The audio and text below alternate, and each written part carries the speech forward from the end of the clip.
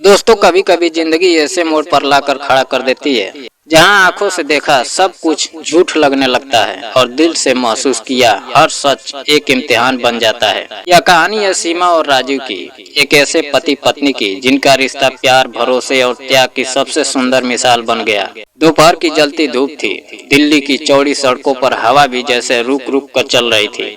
एक महंगी कार के भीतर एसी की ठंडी हवा और धीमे संगीत के बीच सीमा मल्होत्रा आराम से बैठी थी। अभी अभी वो शहर के सबसे बड़े शोरूम से खरीदारी करके लौटी थी। रेशमी दुपट्टा हवा में लहरा रहा था और चेहरे पर एक तृप्ति थी, जैसे जिंदगी में कोई कमी ना हो। और तभी उसकी नजर सड़क के उस पार गई। एक कंस्ट्रक्शन साइट पर धूल में लिपटे मजदूर सीमेंट की बोरियां उठा रहे थे। सीमा को उन पर तरस आया, पर अगले ही पल उसका दिल जैसे थम गया।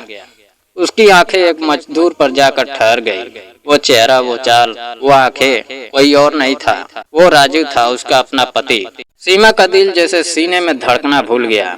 वो ड्राइवर से कांपती आवाज में बोली, गाड़ी रोको तुरंत। गाड़ी रुकी तो सीमा ने शीशे से बाहर झांका। राजू, वही चेहरा, बस धूल और पसीने में सना हुआ था। वो सीमेंट की बोरियां ढो रहा था। वो राजू जो एक मल्टीनेशनल कंपनी में मैनेजर था, जो हर सुबह सलीके से तैयार होकर ऑफिस जाता था। सीमा के कानों में चल रहा था संगीत, अब शोर बन गया था। उसने संगीत बंद किया और दिल की धड़कनें तेज होती जा रही थी। वो गाड़ी से उतरना चाहती थी, दौड़कर उसके पास जाना चाहती थी, पर सड़क का शोर और अपने ही डर ने उसे रोक दिया। जब तक उसने हिम्मत जुटाई, राजू वहाँ से जा चुका था। सीमा घर लौटी तो बदहवास थी। सारा घर पहले जैसा साफ सुथरा सजा हुआ था, पर उसके मन में तूफान मचा था। क्या उसकी नौकरी चली गई है?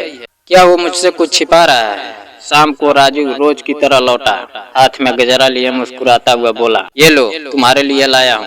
सीमा ने बनावटी मुस्कान दी, मगर भीतर सब बिखरा था। वो उसे देखकर कुछ पूछना चाहती थी, पर शब्द गले में अटक गए। राजू ने माथे पर हाथ रखा और बोला, क्या हुआ, परेशान लग रही हो? सीमा ने झूठ कहा, कुछ नहीं, सिर में हल्का दर्द है। राजू मुस्कुराया, आराम करो, मैं चाय बनाता हूँ। उस रात सीमा सो नहीं पाई। उसके मन में वही तस्वीर घूम रही थी जिसमें राजू धूल में सना हुआ सीमेंट उठाते हुए वो तय कर चुकी थी, अब सच जानना ही होगा। अगली सुबह राजू तैयार होकर बोला, आज ऑफिस में बड़ी मीटिंग है, देर हो जाएगी। सीमा ने बस सिर हिला दिया। जैसे ही वो निकला, सीमा ने अपने ड्राइवर को बुलाया और बोली, राजू की कार का पीछा करो, लेकिन दूर से। दिल्ली की भीड़ भरी सड़कों पर कार आगे बढ़ती रही। राजू की गाड़ी रुककर एक ऊंची इमारत के बाहर रुकी। कॉर्पोरेट टावर्स, वही जगह जहां उसका ऑफिस था। सीमा ने राहत की सांस ली। शायद वो अब उसका वहम था, लेकिन लौटते वक्त गाड़ी फिर उसी कंस्ट्रक्शन साइट से गुजरी, जैसे किसी अदृश्य ताकत ने खींच लिया हो।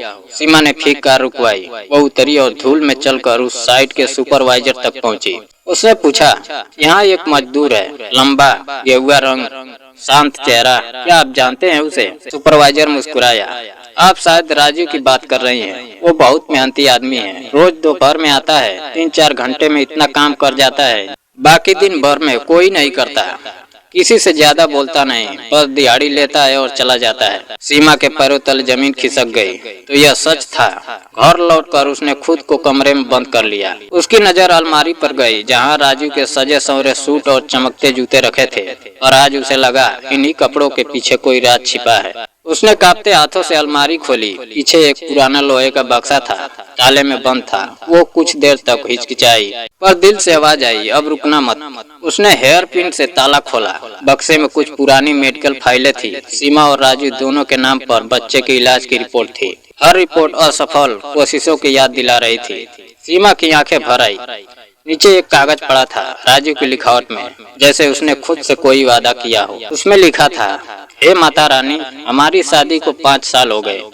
आपने हमें सब कुछ दिया, इज्जत, घर, प्यार, बस हमारी गोद सुनी है। सीमा बाहर से मुस्कुराती है, पर मैं जानता हूँ उसके तकिए पर हर रात आंसू गिरते हैं। मैं यह दर्द और नहीं देख सकता। डॉक्टर हार गए, दवाई बेअसर हो गई, अब बस आप ही सहारा है। मैं अगले 41 दिन हर शाम अपनी नौकरी के बाद मजदूरी करूंगा। अपने पसीने की कमाई से आपके नाम का जागरण करवाऊंगा। सीमा को यह नहीं बताऊंगा, वो टूट जाएगी, पर यह मेरा प्रण है, मेरी प्रार्थना है। माँ, हमारे घर की खामोशी को मिटा दो। कागज यही खत्म हुआ। सीमा के हाथ कांप रहे थे। उसकी आंखों से आंसू झरझर गिर रहे थे, और शक के नहीं, गर्व और प्रेम के आंसू थे। अब उसे समझ आ गया था, राजू मजदूरी नहीं कर रहा था, पैसों के लिए वो कर रहा था, आस्था के लिए, प्यार के लिए। वो चाहता था कि उसकी पत्नी की गोद भरे, वो माँ बने, और इसके लिए वह खुद तपस्या कर रहा था। सीमा ने बक्सा धीरे से बंद किया, जैसे किसी मंदिर का दरवाजा हो। उस रात जब राजू लौटा, वो बेहद थका था पर मुस्कुराया। सीमा ने उसके हाथ से ब्रीफ केस लिया और कहा, आप बैठिए, मैं नींबू पानी लाती हूँ। राजू ने देखा, सीमा के चेहरे पर एक अजीब सी शांति थी। वो नहीं जानता था कि उसकी पत्नी अब सब जान चुकी है। अगले दिन से घर का माहौल बदल गया। सीमा खुद रसोई में उतरने लगी, राजू के लिए पौष्टिक खाना बनाती, लड्डू बनाती, और रात में जब वो सो जाता था तो उसके पैरों की मालिश करती। वो नहीं चाहती थी कि उसकी मन्नत में कोई रुकावट आए। वो चुपचाप उसकी ताकत बन गई थी। दिन बीतते गए। राजू दिन में मैनेजर, दोपहर में मजदूर बनकर अपनी साधना पूरी करता रहा और सीमा उसकी अनदेखी परछाई बनकर उसे संभालती रही।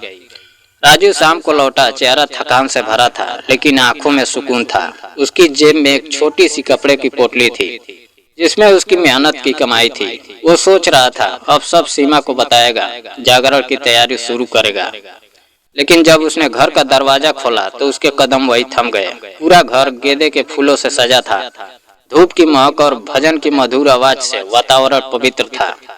आंगन में देवी माँ की मूर्ति सजी थी। सामने सीमा बैठी थी, लाल साड़ी में, सिर ढका हुआ, आरती की थाली सजाए हुए। राजू की आंखें नम हो गई। वो कुछ बोल नहीं पाया। सीमा उठी, उसके पास आई और बस मुस्कुराई। उसकी आंखों में कोई शिकायत नहीं, कोई सवाल नहीं, सिर्फ गहरा प्रेम था। उसने धीरे से उसका हाथ पकड़ा, जेब से वो पोटली निकाली और माता के चरणों में रख दी। राजू के गालों से आंसू बह निकले। वो सीमा के पैरों के पास झुक गया और बोला, तुम्हें सब पता चल गया? सीमा बोली, हाँ, लेकिन मैंने तुम्हें रोका नहीं, क्योंकि यह तुम्हारा विश्वास था, अब यह हमारा है। दोनों ने साथ में आरती की। देवी माँ की घंटियों के बीच उनका घर गूंज रहा था।